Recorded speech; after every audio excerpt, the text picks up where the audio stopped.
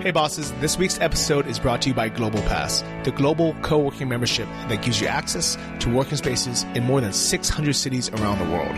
We'll tell you more about them during the break. Welcome to the Travel Like a Boss podcast, where we interview location-independent entrepreneurs that travel the world like a boss by being their own boss. Here's your host, Johnny FD. Hey bosses, and welcome to episode 242 of the Travel Like a Boss podcast. I'm really excited to have on two really cool guests. This week we have Kristy and Bryce from Millennial Revolution and the authors of Quit Like a Millionaire. Welcome to the show. Thanks so much for having us, Johnny. Yeah, I think this is going to be fun because we just got done with the Nomads Summit, and I realized that this is the first year the two communities have really mixed together, the digital nomad community and the FIRE movement, the Financial Independence Retire Early community. Yeah, it was a lot. It was a lot of fun. I think the FIRE people generally aren't aware of how the digital nomad stuff works. Most of them just retire and then they kind of retire in the place where they were working. We're one of the few people that actually ended up like uprooting our lives and traveling around the world with like 2 backpacks. And then that's when we ran into you people in Thailand, and we're just kind of like, whoa, what are all these people doing here? Like they're also like kind of like doing this stuff at the same time. So that was really cool seeing how these two communities kind of intersected at that conference in Chiang Mai. Yeah, and it's funny because the two communities actually have a lot in common, and I think they would benefit from each other. I think the digital nomad community is focused just on traveling and making money, and they don't really think about retirement ever. That they're not saving money for anything.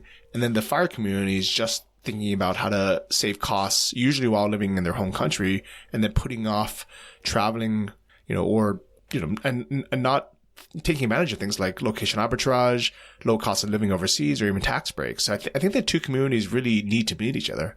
Yeah, because generally you guys are, and I noticed this at the conference, you guys are really hyper-focused and obsessed with how to make money online, but a lot of people didn't really seem to have a great strategy for like what to do with that money after they made it. So and the word retirement does put people off because it's just kind of like, well, why do I need to retire? I'm already traveling the world and kind of stuff. But it's more about how to turn your money into a passive income stream. I mean, a passive income stream means you don't need to work and it just keeps rolling in, right?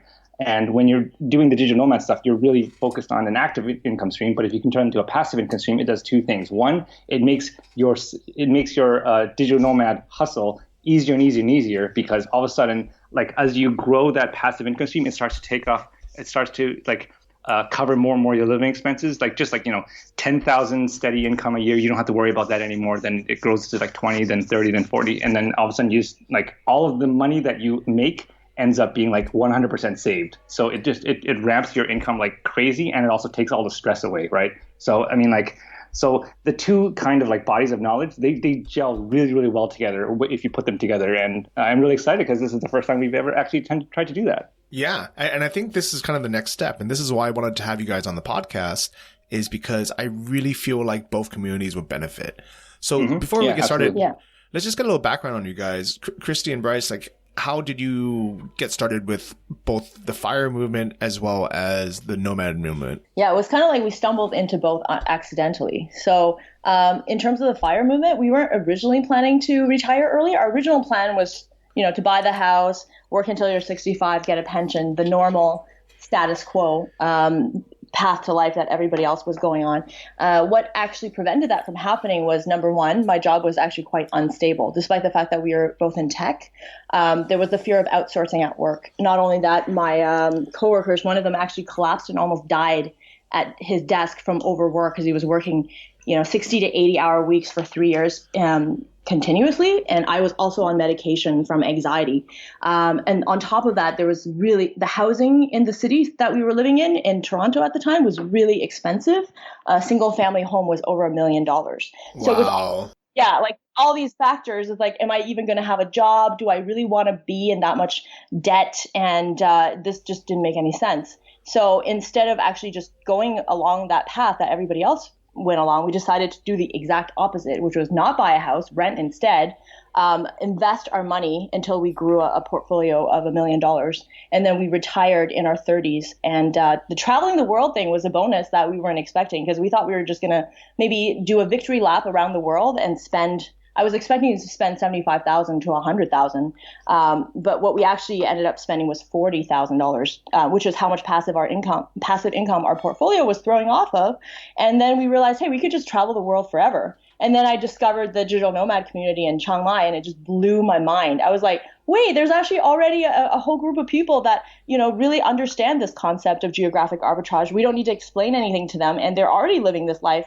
And we have a lot in common in terms of like the flack that we get. Like I was talking to other digital nomads, and they're saying, oh, people back home are like, why would you want to go to Thailand? Like everybody wants to live in an expensive city and own a fancy condo. And I'm like, why would you want to do that? Like they already understand this concept of the status quo, buy a house, work until you're 65, get a pension. That's not an option, and it doesn't make sense anymore. So that was a little synergy. Or at least it's not the best option. I'm sure, some people are happy doing it, but most people that I know, at least, like they're not really that happy. Either they're just swamped in debt, and even if they have a good marriage and a relatively good life and they enjoy living in their home city, they can't really enjoy it because they're paying, a huge rent or a huge mortgage. They have all these bills. They have very little free time. And as you had mentioned, a lot of people are on, depression or anti-anxiety medication just because of the stress of normal life back home. It's crazy. Mm-hmm. Like when we go back and then because you go like, hey, what have you been up to like over the year? They just talk about how busy they are and like, oh, I got a new couch and it's kind of like that's it. And then they start complaining about work immediately. And then when they go ask what have we been doing, it's like, oh yeah, we were all around the world. We were in Poland, then we go to Portugal, then we went to Iceland, then we went to, and then they kind of go, shut the hell up, right? Do you get that as well? Like when you go home and like your friend tell you ask you what you've been up to?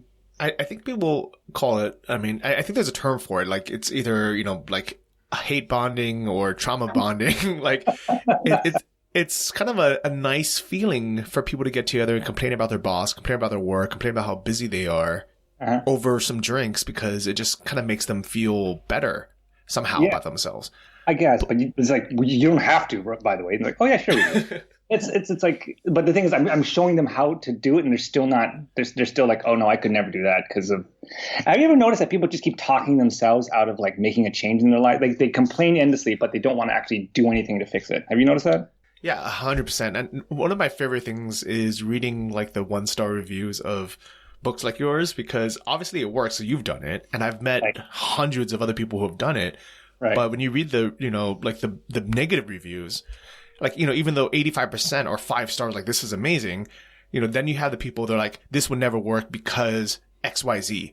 Right. Yeah. For sure. Yeah. There's definitely a lot of people that like it scares them, right? Because if you found another path to life and then that actually works, then that means to them, it invalidates their life choices. We've seen a lot of like comments when our story comes out in the media. There's always like all this hate about like, oh, you can't possibly do this. It's because you don't have responsibilities. It's because the rest of us actually, we have kids, or like we can't leave the city that we live in, and all sorts of reasons why they can't do it, rather than, okay, well, maybe I don't do exactly what you're doing, but I can do this part, which will help me have less stress and more money. Like just trying to take the parts that work for them. It's really just like, I need to dismiss your lifestyle and your choices immediately because I don't want it to invalidate mine. Yeah, definitely. And it's sad because I think this is how people immediately make themselves feel better about their situation, is by saying, well, I can't do it. Well, good for you, but, I'm in a different situation. And what people don't realize is we all have hurdles that we have to get through. And if we just look for them, we focus on them, we have different hurdles, but also we have life choices. I mean, like, having kids is expensive, and there's a lot of, upsides to it, but then there's also financial downside. So it's a choice that people make. And if they make that choice, it's like, I don't want to say they can't use that as an excuse, because I've met a lot of people who are financially independent or travel or are digital nomads. And in fact, a few of the speakers at the Nomad Summit this year had kids. Yeah, that's what I was going to say. That was the most amazing part about seeing about the summit, because in our heads, we're all like, 20 or 30-year-old like kids with laptops sitting on a beach. But like there we saw like older people, families, like couples, single people, like all sorts of different demographics from all over the place. And they were all pulling it off in their own way. And that was an amazing experience. Yeah, and it's not that they can do everything exactly the same as, someone who's single like myself and has, literally no responsibilities. They have to kind of plan ahead. Maybe they'll stay in places longer. Yep. Maybe they'll rent a house on Airbnb instead of a studio apartment in the city center. But everything is possible, and everything was a choice. I mean, and if anything, sometimes it's more rewarding when it's more difficult. Yeah. And the way that people people were happier. I mean, there's a lot of people that were trying to figure out like how all this FBA. There's a lot of newbies also at the conference that were just kind of like they were coming in and saying like, okay, how does this all work? But the people that actually did it, I mean, like they all seemed like, oh yeah, this isn't that difficult. It's not impossible. And the thing is, I wish I had known about you guys like years ago, because how the math of financial independence works is, as you eloquently explained in your talk, you take how much money you saved and then you multiply it by 4%, and that's how much money that you can comfortably, sustainably withdraw from the portfolio every year, right? So if I had known about you guys and then realizing how much cheaper it is to live in a place like Southeast Asia or Portugal and use geographic arbitrage to my advantage, I would have been able to leave a lot sooner, because I thought just like everybody else did, that if I was going to retire, I had to retire in the city where I was working. But that actually wasn't true at all, and I had no idea. So I mean, like, yeah, if I had known about you guys a lot, I would have been able to retire. I'd be able to say I retired in my like 20s instead of 30s, right? Wow. Yeah. I never really thought about that way. But when you were living in Toronto, I'm sure that you guys figured out ways to lower your rent and lower your expenses. But what was your FIRE number, your financial independence number? Like, what did you need to be able to retire living there?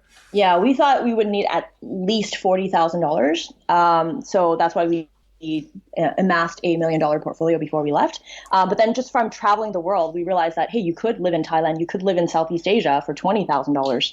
And that was not even a possibility when we actually were in Toronto.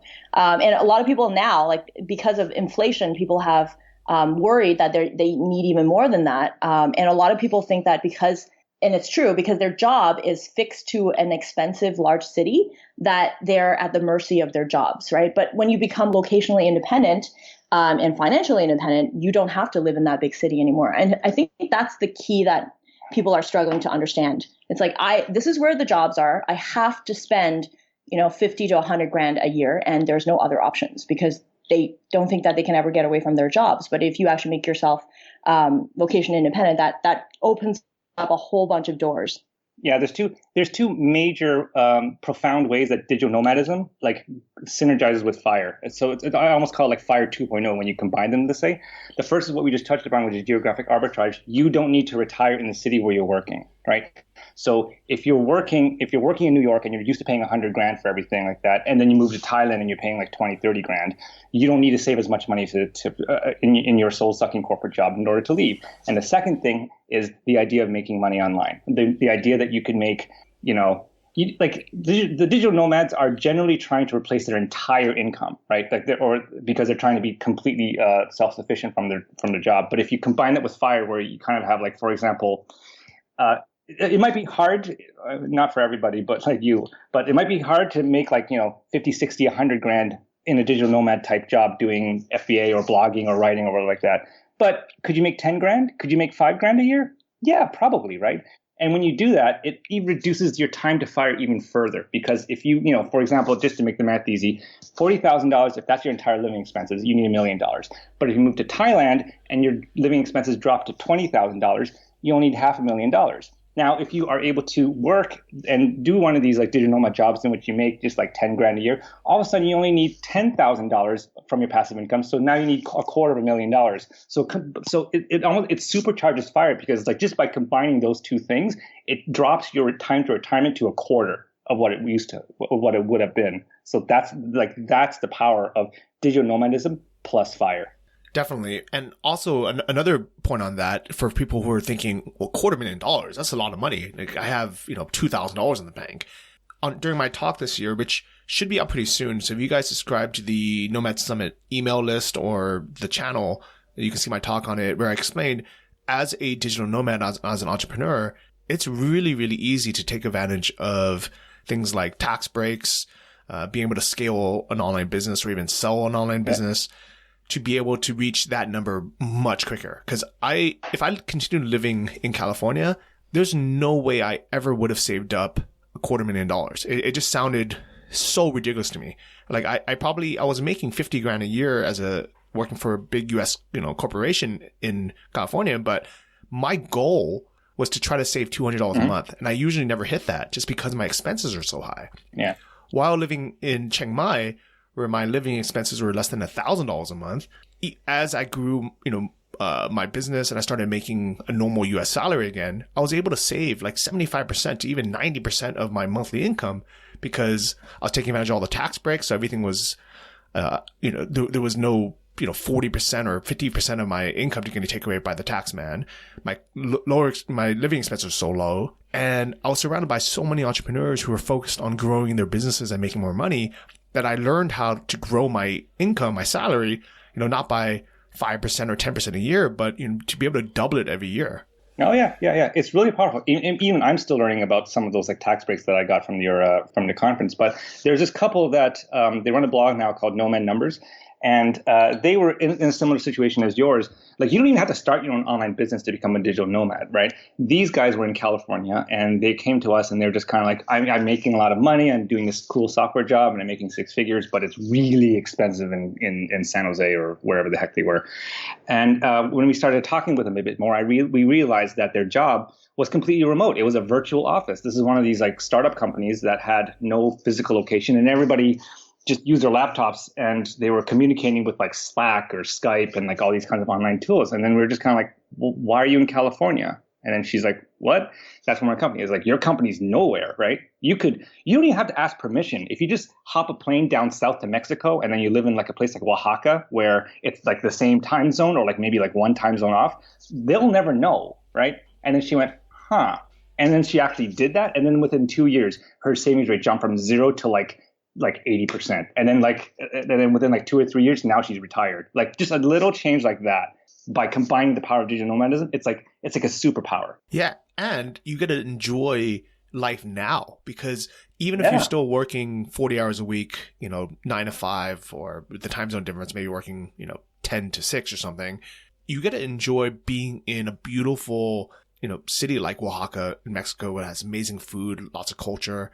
Or if your job isn't super time zone dependent, you can live in Europe, or you can live in Thailand or in Asia and be able to enjoy those things now. Just because, even being able to go on a hike in the morning, or to a waterfall after work, or on the weekend going on a weekend trip, it makes our lives so much better now, like, than living in a big city in the US or Canada or somewhere expensive, working all week, and then on the weekend just being so tired, of life, of work and stress, that we end up not even doing anything. I mean, most of my friends that live in Southern California within, 10 or, 20 miles from the beach only go to the beach once a year, just because on weekends they have, responsibilities, they have errands to run, they have to clean the house, or they're just stressed and they don't want to sit in traffic and look for parking. Yeah. And the improvement to your health that makes is priceless, really. Because, they say like time is more important than money, but really health is more important than time. Because if you have all the time in the world, but you're actually sick because of all the stress from work and you're on medication, you can't actually enjoy life. And like I was on a lot of medication, anxiety meds, when I was working. I had coworkers that almost died. I had all these people around me with all these health issues. My boss had a blood clot in his leg, and the doctors were saying that could travel to his brain and kill him, right? But now that, we actually live this life, traveling around Chiang Mai, traveling the world, going to Poland, going to Portugal, our health has improved dramatically. Like I used to have to wear this wrist brace all the time because I was in front of the computer so much. I have since lost it for the last 3 years, and I don't know where it is because I don't need it anymore. And then Bryce's doctor, he recently got a checkup, and his doctor diagnosed him as obnoxiously happy. Yeah. So yeah, he was like, it weirds people out. Yeah. Like just being happy and relaxed all the time, it weirds people out. People kind of go, "What are you on? What's the deal here?" But like people like in especially that live in North America, they are always stuck in that mindset of, if I want to travel, if I want to take a vacation, or if I want to relax, or it costs money, right? Recreation, leisure costs money, and it's just like this whole digital nomadism thing just completely flips on its head. It's like, no, you could you could do that like all the time, and it could actually increase how much money you have, because you'll be able to save a lot more money. So you'll be able to, like I keep telling people, when reporters ask me like what typical day is like, I'll be like, I'll be on a beach in Thailand and I don't have to do anything, and because the cost of living there is so low, it actually costs less than my portfolio is making passively while I'm just like sitting on the beach. I'm sitting on the beach and making money while I'm traveling. I'm making money on vacation. And then they kind of go, wait, what? So it's like, it just makes you kind of want to like shake people and kind of go, all of these problems that you seem to be like consuming your lives, they are all made up. You don't have to play if you don't want to. There's another way of living. But then they kind of go, not me because of this and that and the other, Yeah. And that's such a good point that you make. And a lot of people they kind of take one step in sometimes. And then they're like, well, I can't afford to pay for my mortgage back home, or my rent back home, and then still be able to travel to all these places, especially if they're, on a short trip and they're paying nightly hotel rates versus their monthly Airbnb or accommodation rates. I mean, it's insane because if you think about it, just the cost of what we were spending back home for rent or mortgage is usually the entire cost of living in a place like Chiang Mai. Like, can you talk about what you're spending back in Toronto versus what you're spending in Chiang Mai? Oh, yeah. So back when we were in Toronto, we found really cheap rent compared to everybody else. So we were spending $850 a month, but it was like the top of a townhouse. And then other stuff included taking like the subway cost. So everything added up to be about $40,000 a year.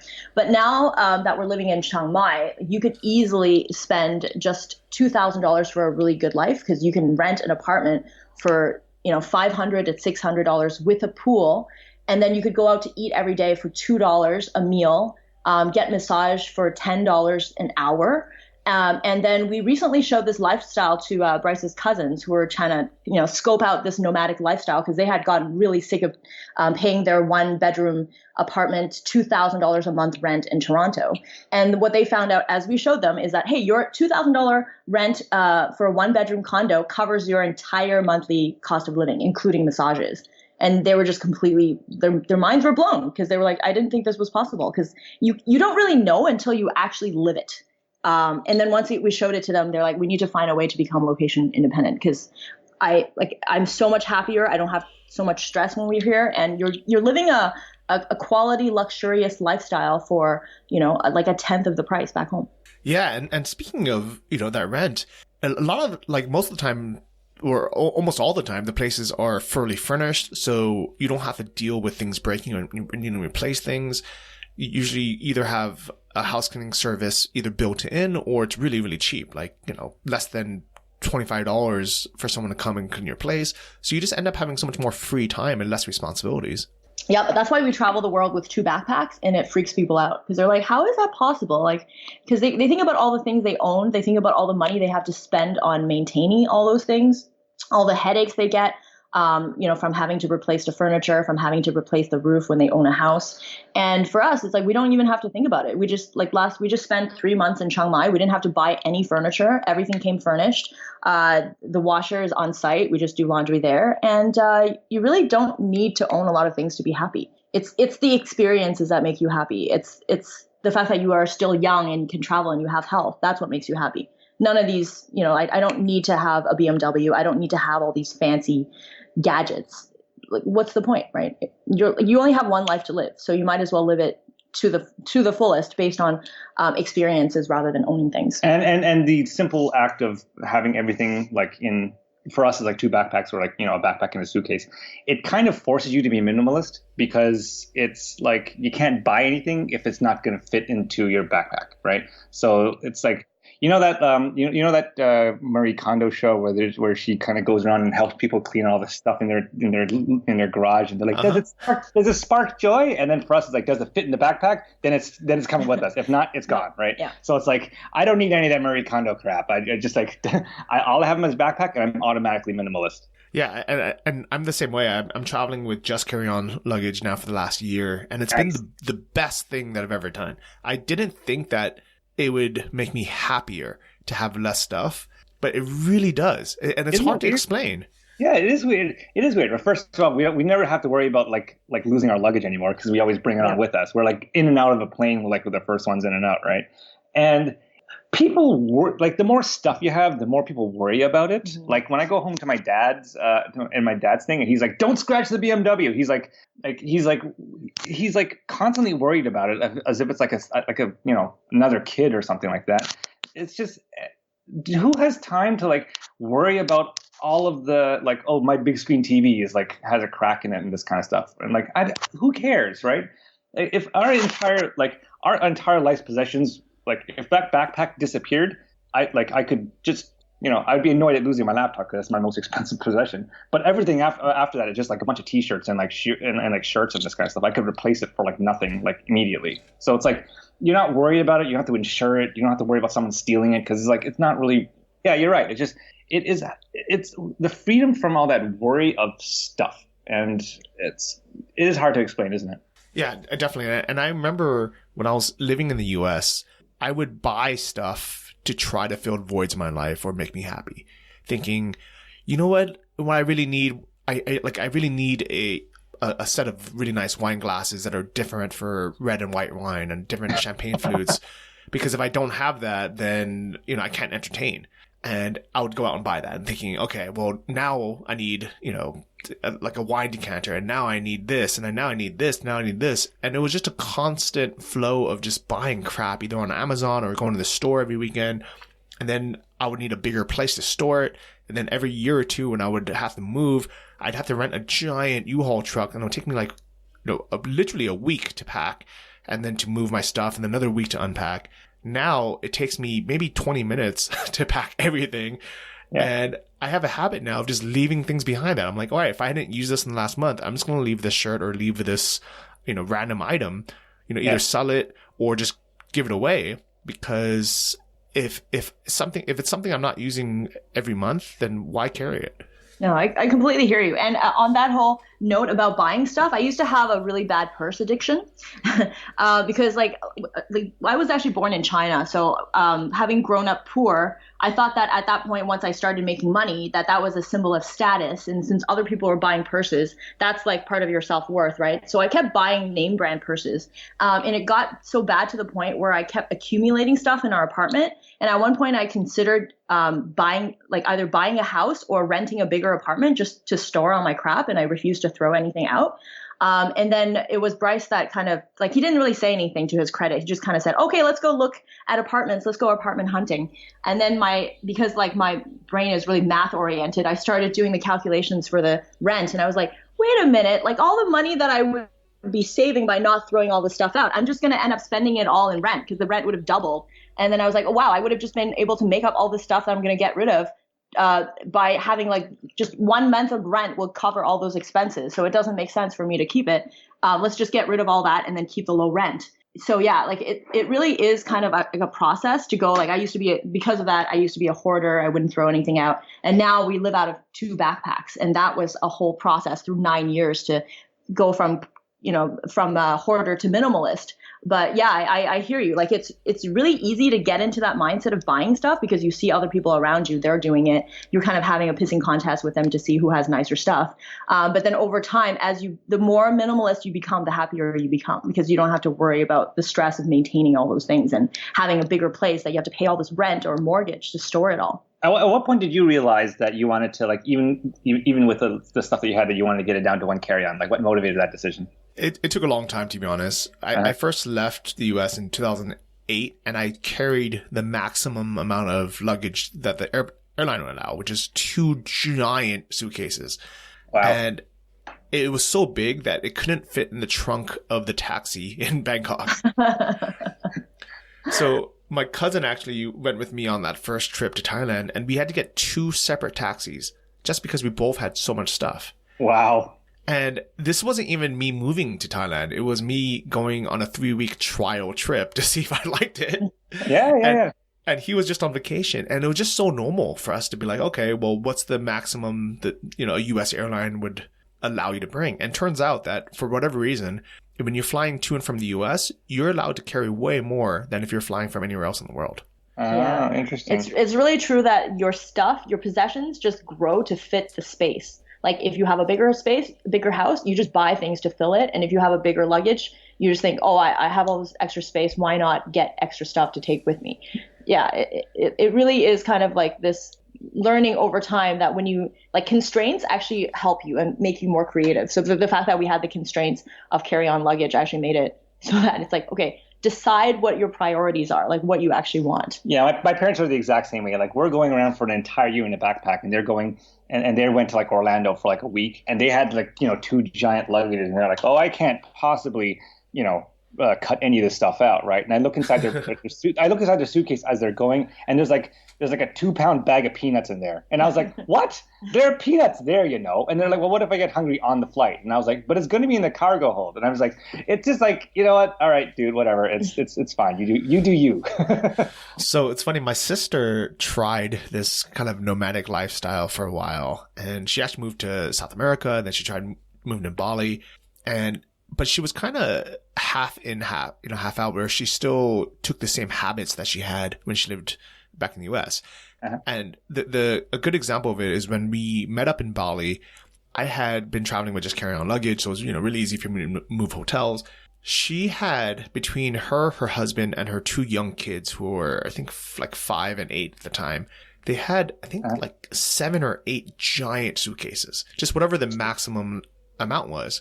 And I don't think she realized at the time, and I think, you know, this is a good example for everyone, is we don't realize that having more conveniences or having more stuff is actually has more downsides than we think about. So the first downside that was really obvious to me was their hotel room like was so full of luggage that they couldn't even walk around it. So they had physically less space, and they couldn't get the smallest hotel rooms. They had to get like a bigger room just because they knew they would have so much stuff. Oh, boy. So even then, it was just like uncomfortably cramped. But then when it came time to move hotels because we wanted to check out a different part of Bali, they just could not physically carry all the luggage. They had to make so many trips. And my sister was like, "Oh, can you help?" And I said to her, "Of course I'll help because I'm your brother and I love you. But just to let you know, there should be no reason why you need help to move your own luggage. There's 4 of you. Yeah. And there's no reason why you need 7 bags and 2 separate taxis just to carry this. Just like, because especially they were just there on a 2-week trip." Uh-huh. And Yeah, that style of travel is actually the kind of people, I don't know, like, I'd be curious as to what your sister thought of the experience, but like sometimes we try to like get people to come along with us and do this nomadic stuff, and like we always have a great time because we're used to it, but like they're not used, if they travel with that amount of stuff, traveling does become a chore. And then at the end of it, they're like, this wasn't fun. I don't know if I'd want to do this like long term because I'm, you know, it's like, I you know, that airline lost this luggage and then that hotel lost this other thing. And it's just like, yeah, if you travel like heavy like that, then traveling is not nearly as fun as like the way that you and I do it, right? Did she enjoy that experience? No, she hated it. She thought it was the most stressful thing ever. And that's why they ended up buying a house now back near San Francisco. Oh, geez. You know what? It's really, really important to get the luggage right. Like, it's actually not, it's one of these, like, we've been so used to traveling this entire time that it's just second nature for us. That whenever we go to one of like the FIRE conferences, they're like, show us your backpack. And Kristy's like, I'm like, why? It's right? Not that surprising. And we bring out the backpack. So we're like, okay, fine. And we have to pack it all up, and we have to we bring it out on stage, and we open the backpack, and everyone goes, whoa, that's all the stuff you have? You have a week of clothes? That's crazy. And we're like, what? You just wash it. It's like it's so like second nature for us, but it's like magical to like North Americans to be like, wow, I could never do that. You know, it's like I'm pretty sure you can. You just don't want to.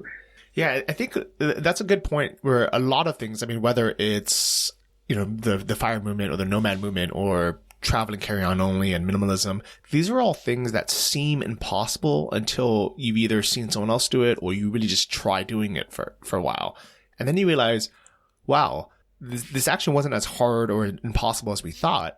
But second, there's so many more side benefits that we never even thought of. Yeah, it's really the really cool stuff about traveling is meeting people like you, meeting people like, because you end up like taking ideas from other communities. Like I would have never, ever, ever sitting back home in Toronto or New York or LA, like met you, right? There was like no way that our paths would have ever have crossed. And we learned so much from like watching other travelers. There's like another community that we like crashed into, which is like the World Schoolers. There are these like traveling families that figured out a way to like educate their kids on the road. And we were just kind of like, wait, how does that work? And I would have never met that community either. So just kind of like trying to like to take lessons from all these different communities that never really ever talk to each other. Like that's where the superpower came from. And the backpacks. I mean, we end up like seeing what kind of backpacks that the other digital nomads and the travelers bought, and they just bought that because we have like Osprey 40-liter backpacks, which is apparently like really popular among all the digital nomads. And it's approved by our friend who's a flight attendant, so you know that it's approved for carry-on for sure. Yeah, because it's the maximum amount of space that you can put into like a Ryanair carry-on, right? So it's like it's just like I would have never ever like figured that stuff out if I hadn't started traveling. Because you just end up like when you stay back in one place, you just think that's the echo chamber, and everyone just does what everyone else does what everyone else does, and then as a result, you just have like you don't have new ideas. No one has any new ideas, no new ideas, no new creativity, because you never meet any new people. Yeah, I love that, and I think even within each community, it becomes a little bit of its own echo chamber where,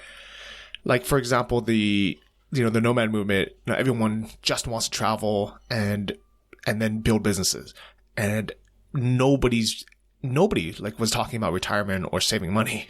And that's why I was like, I need to have this be the topic for Nomad Summit this year, at least in my talk, because this is something that I think will not only change people's lives now, but really make it a sustainable lifestyle choice for, when they get older or for the rest of their lives.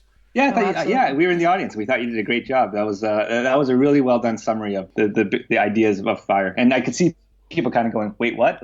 What is this? Like they had never heard of any of this stuff before. They could talk about FBA stuff all day long, but they're just kind of like, wait, you don't just like spend it all? And it's really fascinating that like even you think that all of our communities are very, let's say, counterculture, right? Because we all, did the opposite of what everyone else did, but we all still have those kinds of biases like in part of our lives that still need to be broken out of. Because even in the FIRE community, and they're all people that retired in their 30s or 40s, and then they all had to face the same kind of like backlash from their parents, like retiring in your 40s. Well, that's stupid, right? But then I tell them what we're doing, and like we're traveling around the world with 2 backpacks, and they're like, well, that's stupid, right? So they're just there's still those those echo chambers. There's still those biases that are still built into our psyche, even though we think we're all like, yeah, I'm going to do my own thing, but there's always stuff to learn. There's always stuff to learn because you don't know what you don't know until you go out and you find people, right?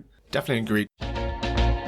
Hey guys, real quick, I wanted to tell you about this week's episode sponsor, Global Pass, the global co-working membership. So Global Pass was actually created by my friends at coworker.com, and it gives you frictionless access to more than 1,500 co-working spaces worldwide. Virtually anywhere you go, you have access to workspace through their app. You can participate in their private founder launch for just $50 and get exclusive benefits for the first 500 users to join. Find out more at coworker.com/pass.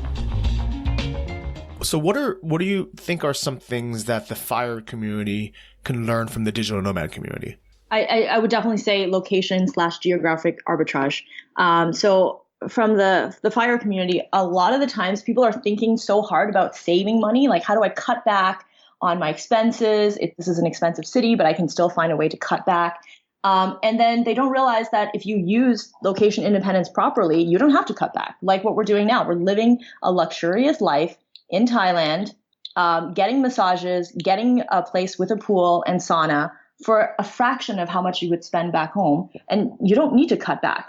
Another thing that they don't realize is how much taxes they can save. Like you said, like using flag theory, being able to figure out, it's like playing life like a chess game, like being able to figure out how to optimize your taxes. They're thinking about in terms of like, how do you optimize taxes in terms of your investments are taxed more efficiently than earned income, but they're not actually thinking about how do you actually just go to a place with territorial taxation system and not pay taxes at all on your income. Yeah, that was pretty mind-blowing for us. That was the first time we heard of it. Yeah, so that's something that could get them to financial independence faster. And then it gives them a lot of options after retirement of where they want to live in order to minimize the taxes they make after retirement on passion income. So, and also just finding your passion, like a lot of things that people are doing in the traveling community. I've noticed people working online, working freelance, doing things that they really love to do. And in the FIRE community, a lot of the times people end up doing something just for the high income without thinking about what they're going to do after FIRE in terms of like your life plans, in terms of like passion projects. So that's another thing, side hustles that the traveling community, people who build business online can definitely teach the FIRE community. And it's not just the aspirational stuff about like what to do after retirement. Like there's like digital nomadism accidentally solves a lot of struggles that the FIRE community has, like on a tactical level. So one example of this is inflation. So the whole like 4% rule, there's this risk that like you have to keep adjusting for inflation, and that every year because as inflation erodes the purchasing value of a dollar, you have to spend more and more and more to get the same purchasing power. And so there's all this stuff like research and financial research that goes into like what do you do about that. But traveling actually kind of completely sidesteps that because inflation is a per country metric, right? Like when they say, oh, it's a 2 or 3% inflation rate, and they're talking about the U.S. inflation rate. If you go and live in another country like Japan that's deflationary, for example, you actually completely sidestep that because your money's appreciating in U.S. dollars, but if you're living in a deflationary country or in a country in which inflation doesn't really rear its head, like in Thailand, for example, you just don't have to worry about that. Americans, also another thing, health insurance. Americans, every time I go to a reporter and then they go, well, I'm going to retire. And the first question they ask is, what do you do about health insurance? Because health insurance in the U.S. is ridiculously expensive. But when you go traveling and then you rely, and then you all of a sudden it opens up your world in terms of being able to rely on travel or expat insurance, where I was telling people like the kind of bills that we pay. I mean, like we bought a world expat insurance policy and it was like $200 a month for the two of us kind of thing, right? And then when you're in the U.S., it's like easily like, thousands and thousands of dollars a month from there. So it accidentally solves that problem too. Another thing that it solves is something called sequence of return risk. So this is a little wonky, but it's a little data wonky, but it's basically the idea of what happens if you retire and then you immediately go into a financial crisis, right? Like the stock market falls off of a cliff. You could fail because if you just retire, all of a sudden you're forced to sell your assets at a loss, and that screws everything up. But they don't realize that if you can live anywhere, simply by getting on a plane and then coming to Thailand or Southeast Asia or even like places like Poland, Estonia, like places like that, you could drop your living expenses by like half, and and then just live off of the dividend rather than selling anything. So and as long as you don't sell anything at a loss, the stock market always eventually recovers. So it solves that problem as well. That's called sequence of return risk, and that's a really, really difficult problem that the FIRE community struggles with. And it just disappears when you combine it with digital nomadism. So it's like So there's a lot of lessons that kind of cross-pollinate into the FIRE community, and I'm trying to teach people how this kind of works because it makes all these fairly intractable, like seemingly intractable problems just disappear. Wow. Really, really, really good points. And I actually accidentally fell into the FIRE movement, after I've been kind of doing it for a while, just as a nomad, just as you had mentioned, a lot of things that, we do as digital nomads kind of just perfectly align. And another thing, about the cost of living is in some places like Chiang Mai, the cost of living doesn't go up that quickly. I remember when I first started living here 7 years ago, the cost of a pad thai was $2. Now it's still $2. Yeah. The cost of my apartment, my cheapest, nicest, apartment, 6-7 years ago was $200 a month. And then now I'm living in a place that's $250 a month.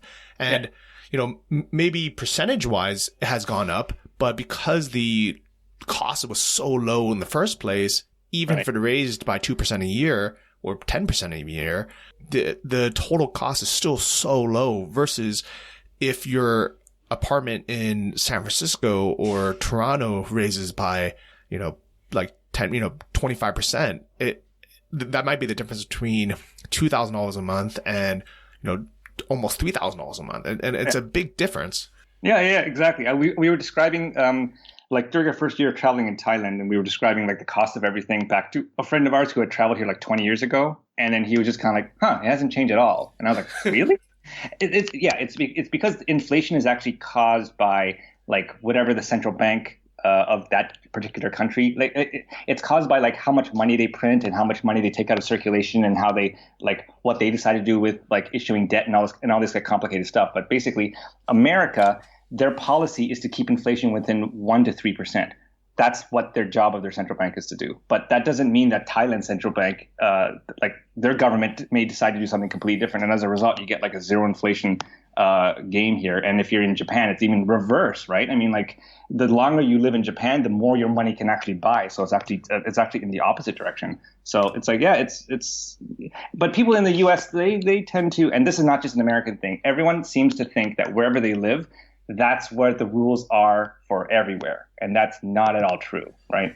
I tell the story of like, you know how we were in Canada and then we decided to go down to Mexico. We went to Cancun at one point. And then everyone in Canada was kind of saying, oh, Mexico's dangerous. It's so dangerous. How can you go there? You're going to get like killed. And then we're like, yeah, fine, whatever. We went to Cancun and then we met up with our Airbnb host. His name was Diego, and he is a scuba diving instructor. And then we were telling him that, scuba diving. We did our scuba diving in Koh Tao in Thailand. And it's really cool there because, you know, in Thailand, there are these people that are like, you know, dive masters that just go there, hop around in different dive shops, and then like that's how they make their money. And then Diego kind of went, ooh, Thailand, I heard that's dangerous, right? So it's like the Mexican guy is now saying, ooh, Thailand, that's unsafe. And I was like, okay, everybody thinks that their city is the only place that they could possibly live, and everyone else is like dragons be here. Like everyone's like that.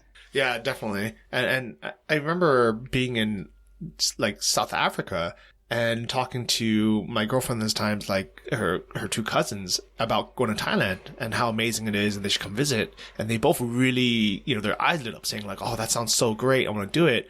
And then they said, but isn't it dangerous?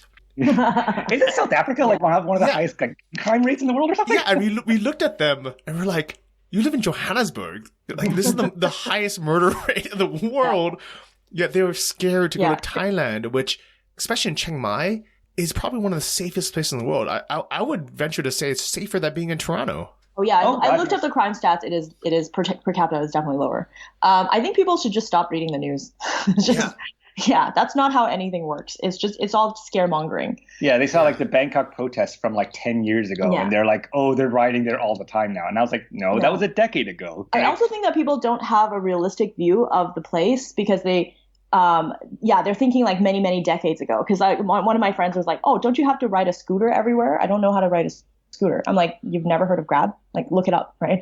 So, So they're just kind of thinking about that place from how the news portrays it, not what it's actually like. What the reality is that being a digital nomad and traveling like this has never been easier. Like, I'm constantly amazed by how interconnected all of our stuff is. Like you land at, like you ever watch, there's this movie called A Map for Saturday, and it was done in the early 2000s, and it was a guy who went and traveled in Chiang Mai, or not Chiang Mai, but like around Thailand, and he made a documentary about it, right? And he's like, you know, trying to find net cafes and trying to look up like places in his Lonely Planet guide and translating this and trying to read Thai signs and like using like calling cards and using like traveler's checks. Like I was like, I don't have to do any of that anymore. I just land in a place, my phone tells me where to go, and then I check into my Airbnb and then I go eat some pad thai. And it's like, it's so easy now because all of the stuff is like the technology that we have here that makes traveling easy. Like your phone does everything now. Like you can call a car, you can find a place, you can translate everything. I mean, like it's never been easier to be a traveler. Why would you stay in one place now? Yeah, definitely. And now there's, you know, blog posts about each city and, you know, like, because a lot of people haven't heard of Grab if they haven't been to Asia. But then once you read someone's blog post that, you know, Grab is like the Uber of Asia, well, it literally is, because I think they bought Uber in Asia. Then you realize, you know, the things that we don't know that are preventing us from going somewhere are at the touch of our fingertips. And it really is so much easier now that there's really no excuses for anyone not to do these things. Yeah, I think we met because we like found a video that you made talking about smoky season or something like that in Chiang Mai, right? I was just kind of like, oh, hey, now there's somebody that we know on the ground that can tell us when the good time is to come or not. So I was like, yeah, it's also because of people like you that make traveling much more accessible. I mean, I wouldn't have known about that if it wasn't for you.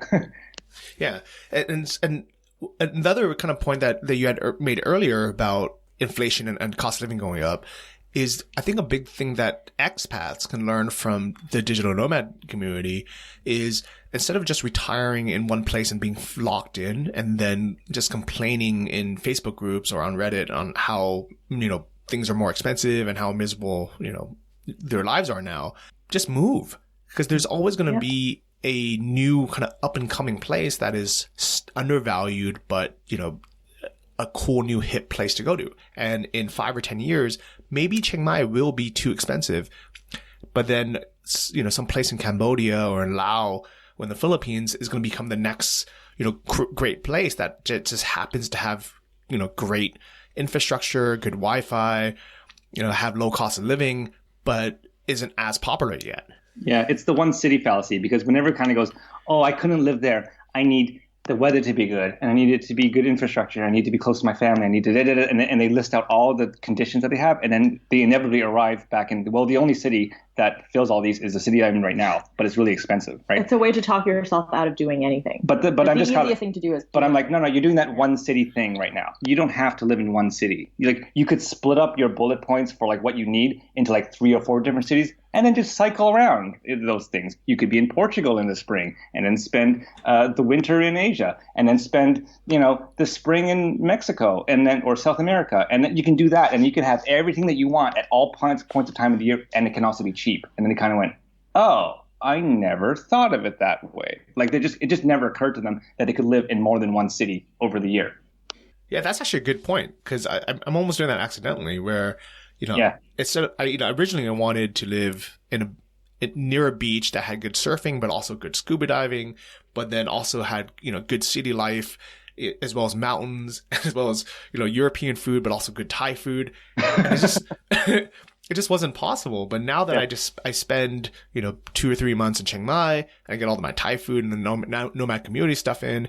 I'll go to Sri Lanka next, where I spend 2 months just surfing and living cheaply by the beach, and then go to Europe for the summer.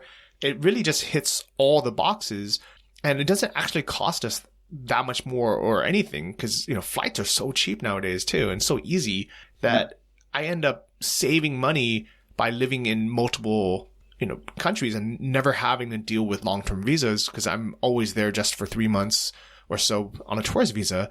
It really, there's all these hacks, and that's a really good point you made. Yeah, you figured it out, man. Congratulations. So, like, what does your year look like? So, you said in a typical year, you go like Chiang Mai, then Sri Lanka, and then like where else do you go?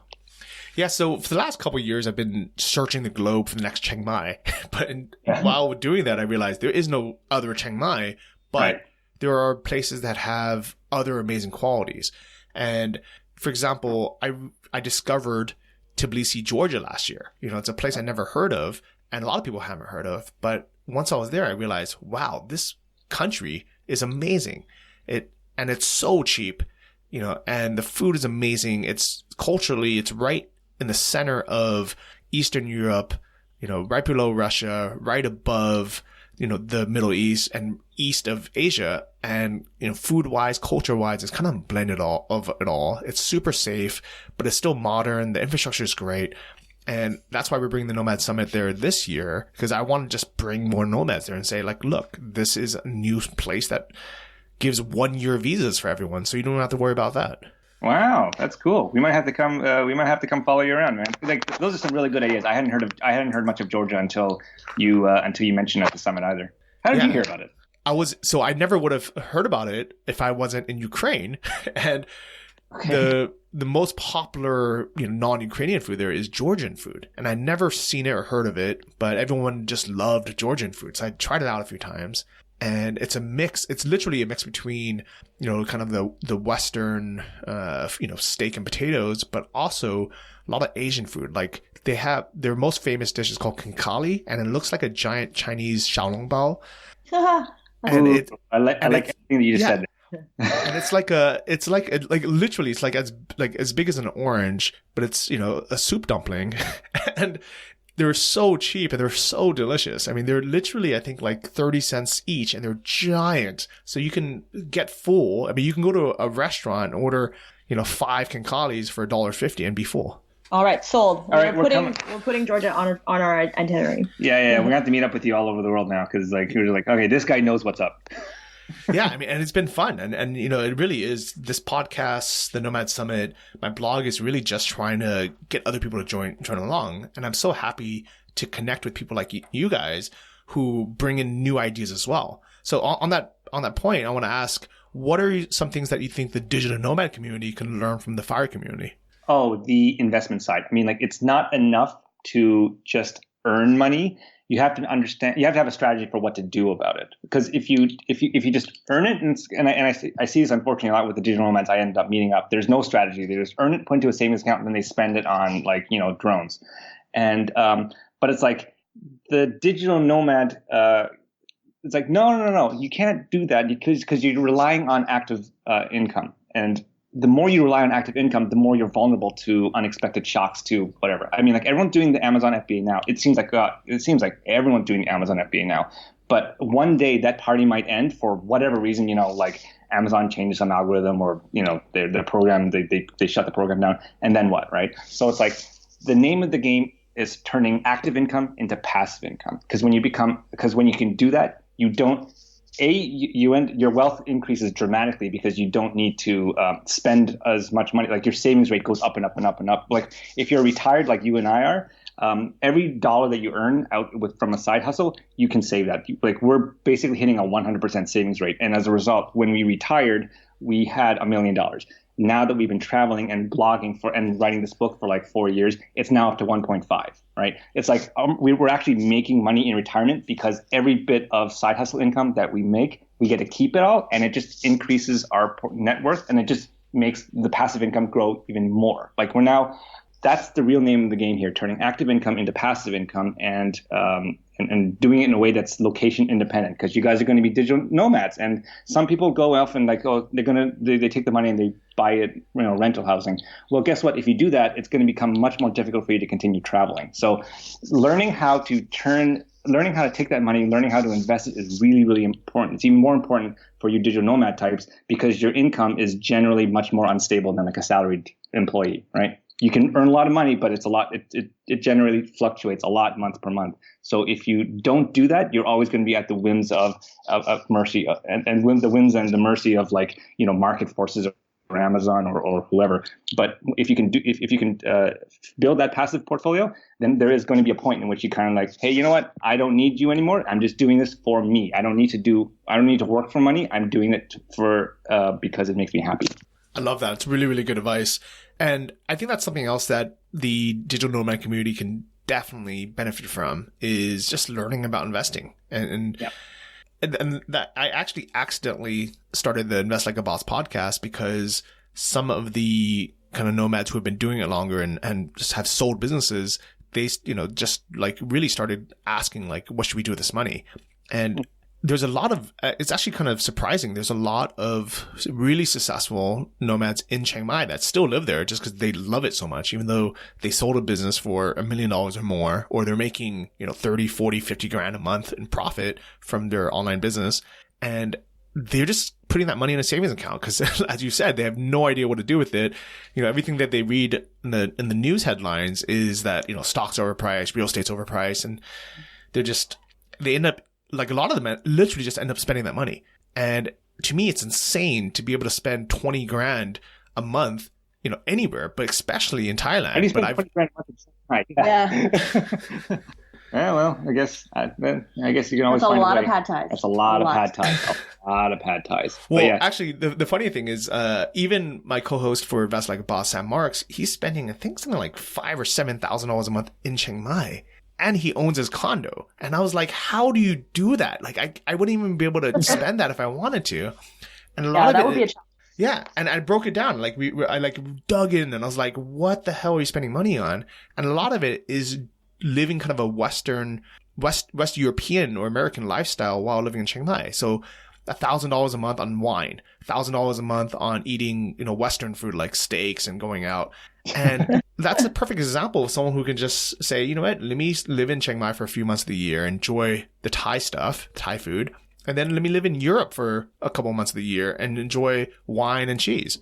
Yeah, exactly. Yeah. Let me ask you this: how has because you hit FI not too long ago? How have you found that experience? Like, what does it feel like before FI and then after FI? for you personally? So I think I hit, and my number always changes. So I technically hit FI maybe 2 or 3 years ago, and I was in Bali, and I was dealing with a lot of BS. Like, I had just sold my business, and I was trying to, and so I had like a nice windfall of another 60 grand come in. And then, so I think at the time, maybe like $400,000 or $500,000. So I was like, okay, you know what, this is like enough for me to do a withdrawal rate of, 20, like a little bit less than $2,000 a month. And I was like, okay, I can retire now. Why am I still like dealing with starting another business? I can just chill. And I ended up chilling for maybe 6 months or so. And I was really burnt out because I think for, 6 years prior to that, I lived, ate, and slept, entrepreneurship. So all my friends on my Facebook were talking about business, everywhere we went, we're talking about online business and growing it. And I wanted to shut down for 6 months, and I couldn't because everyone I knew was an entrepreneur or nomad. And it was like a kind of a weird transition, thinking, oh my God, I can't even enjoy retirement because everyone just wants to talk about work. And I think I ended up kind of escaping too. I was like, you know what, let me just go to another country where I don't know anyone, where they don't speak English. So I went to Ukraine for a few months just to kind of reset everything and be a traveler again. And when I got back, I realized, you know what, I actually enjoy entrepreneurship and building businesses, but I don't want to do it on the terms where I need to. I want to do things that I enjoy doing. Right. And that's when I started focusing a lot on the Nomad Summit and the 2 podcasts, because these are things I just really love doing. And also I realized that my kind of lean FI number, the $1,500 a month, even though that was enough for me to live off of myself, I wanted to be able to give my parents money because they were getting older and I knew they wanted to retire. So I started kind of working again and just earning more money. And I started giving my mom $1,000 a month, and I started paying their property taxes, Christmas gift every year. And all of a sudden I realized I can't, I have to start working again, if I want to support them as well. And that made me raise my FI number to $750,000. But having that goal, I think, forced me to continue living cheaply and then build my businesses and earn more money. But it was actually it was so much easier and faster to go from a net worth of 400 grand to 750 grand than to even go from 1,000 to 30,000, which was my first goal. Yeah. It's because like the money starts making money on its own, right? I mean, like there's this, they're just saying that millionaires have the first million is the hardest, which is a very douchey saying, but it's also kind of sort of true, because going from 0 to 1 is really, really hard, but going from 1 to 2 is sometimes you just kind of you just wake up and it just happens, because the money's making money on its own. You're doing your side hustle stuff. It just, you put those 2 piles of money together and it's like, oh wow, this year we cleared $250,000 and we didn't really work that hard. So it's like, wow, this is really how wealth gets built. There's this saying that I think it was Robert Kiyosaki, poor people buy stuff, middle class people buy houses, rich people buy investments, because they understand that having money is not wealth. Wealth generates and perpetuates on its own until it starts working even harder than you can. And then it just goes up and up and up faster than you can never spend it. That's how rich people think. And that's how rich people get rich. So yeah, you figured it out. Good job. Yeah, I appreciate that. And I'm curious. Here's a question for Kristy. I'm assuming now you don't travel with a big purse collection anymore. Yeah. Oh, God, do you feel more wealthy now not owning all these fancy purses, or having, what were some brands you had? Probably Louis Vuitton or Prada. I think originally it wasn't even that crazy. I think it was stepping up. I started out with Coach, and then I started moving to more expensive brands. But I think back then it really was I think this is what I like to call the immigrant rebound effect. Because when I first came to Canada, it was I was amazed by everything because I lived in poverty. So it was oh my God, there's hot water and you don't have to go boil water when you take a shower. And what are these toilet things? And that's amazing. And oh my God, all their bananas are even bigger than the ones I've seen in my life. A can of Coke was the most amazing, mind-blowing thing ever. But then later on, once you start working, you're I should probably buy things because now I can afford it. And I need that to kind of show myself that I've made it. Like I need to buy it because I deserve it because I've made it. And then that's the point when you start to realize that every single purchase you make, it's like a dopamine hit to your brain. And that's why you want more, because it's an easy, like, oh, I just spend this money and then I'll get happiness. But then what I realized, it's like in our book, when we talk about it, it's almost like getting a cocaine hit where it just levels off after a while. Like that dopamine hit decreases over time because you're not as excited for the next purchase. And then you need to buy more in order to be happy, and then more and more and more.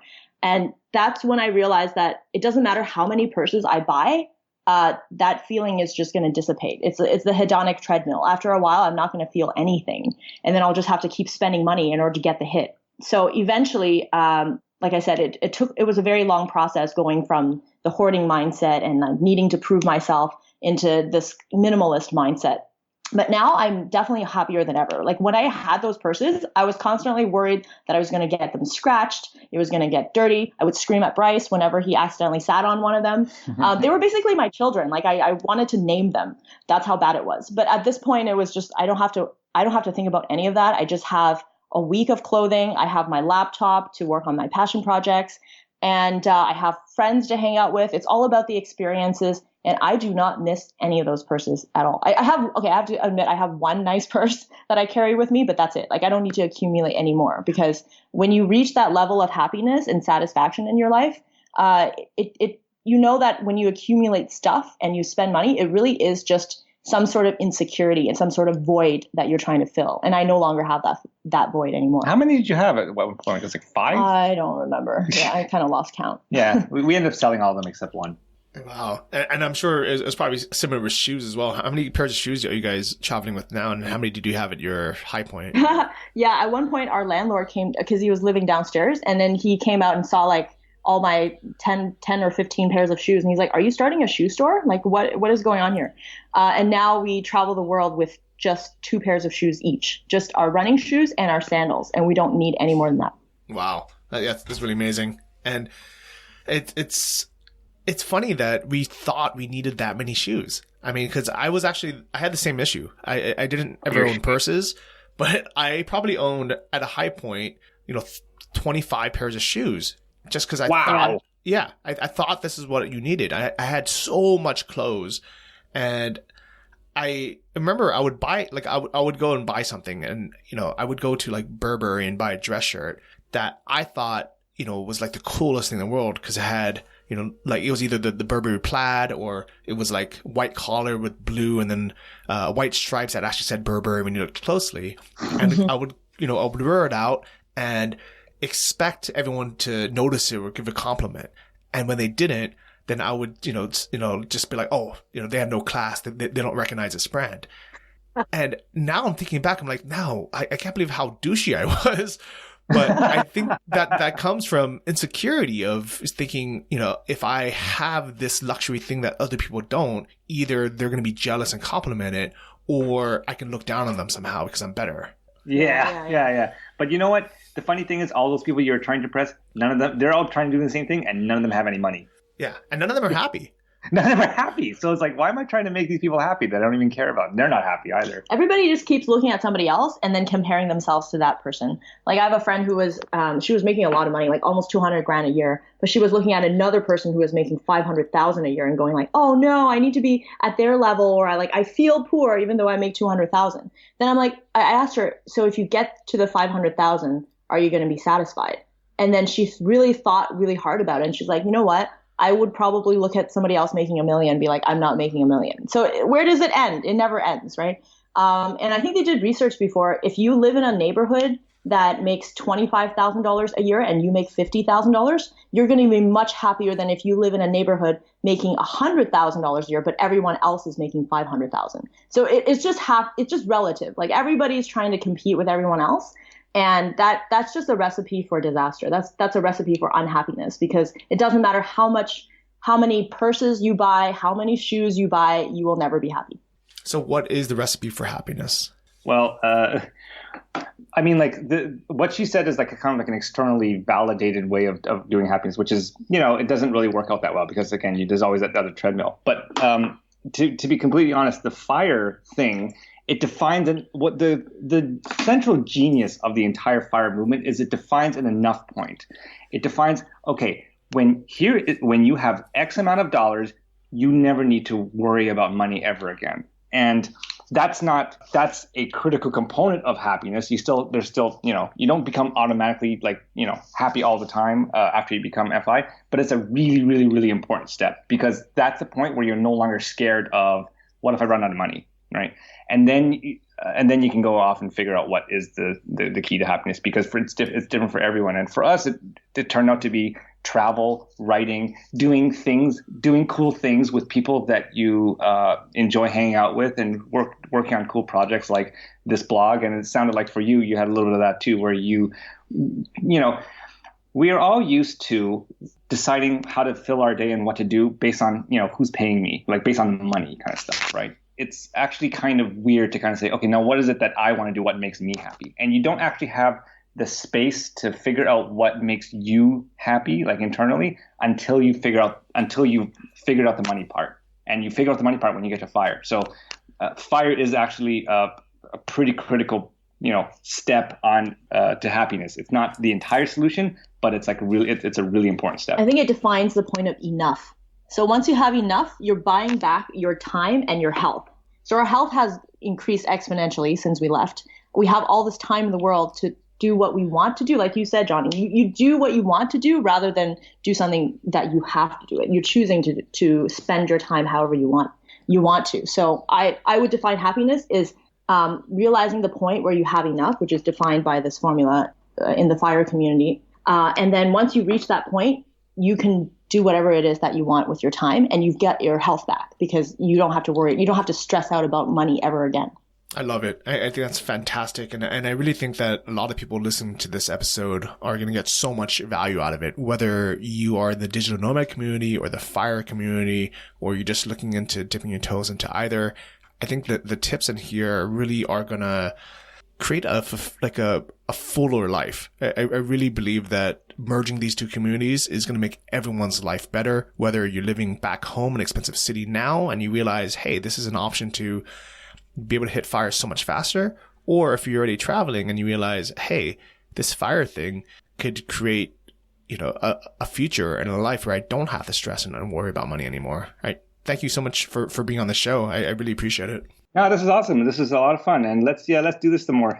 This is a lot of fun. Thanks so much for having us. And thank you so much for putting together the Nomad Summit. We've actually made a lot of really good connections with friends afterwards, and we met up with them with several meetups, and we're probably going to see them all over the world now. So thank you for that. Yeah, it's a whole new community that we're now getting introduced to. So yeah, you did that. Thank you for everything that you did there.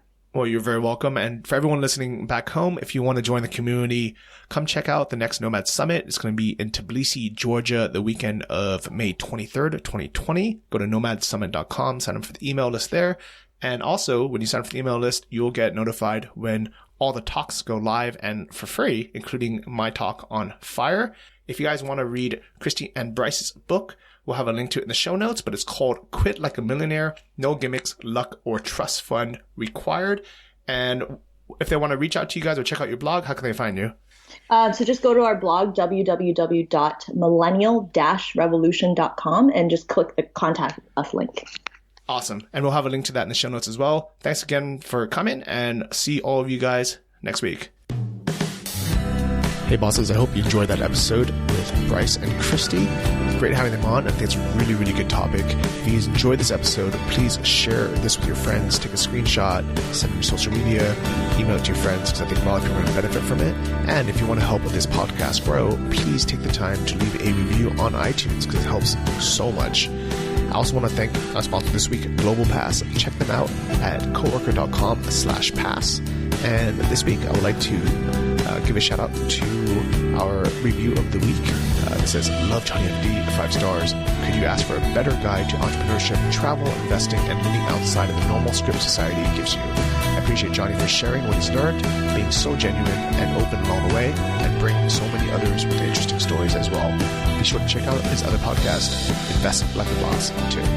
Thanks again, Red Reasons Guy, and thank you all for taking the time to leave reviews on the iTunes store. I know it's a bit clunky, but it helps so much. Let's get some reviews in for 2020. Thanks again. Thank you for listening to the Travel Like a Boss podcast. If you want to hear more, including the bonus How to Choose the Perfect Niche episode, join our mailing list at travellikeabosspodcast.com. See you next week, and remember, if you want to travel like a boss, you need to be your own boss. So start your online business today and start living the lifestyle you've always dreamed of.